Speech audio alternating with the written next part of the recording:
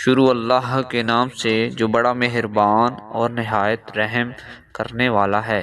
حسن بصری کہتے ہیں ہم مدینہ منورہ میں تھے کہ سیدنا ابو ہریرہ رضی اللہ تعالی عنہ نے بیان کیا کہ رسول اللہ صلی اللہ علیہ وآلہ وسلم نے فرمایا قیامت والے دن اعمال آئیں گے۔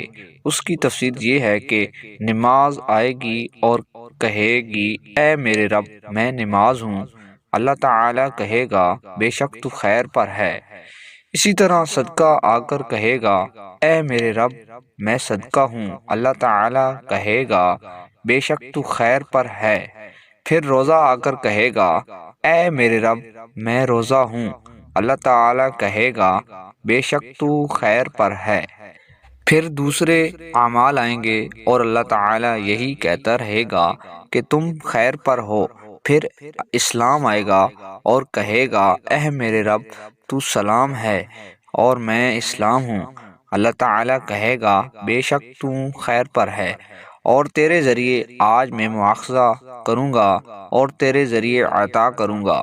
اللہ تعالیٰ نے اپنی کتاب میں ارشاد فرمایا جو شخص اسلام کے سوا اور دین تلاش کرے اس کا دین قبول نہ کیا جائے گا اور وہ آخرت میں نقصان پانے والوں میں سے ہوگا۔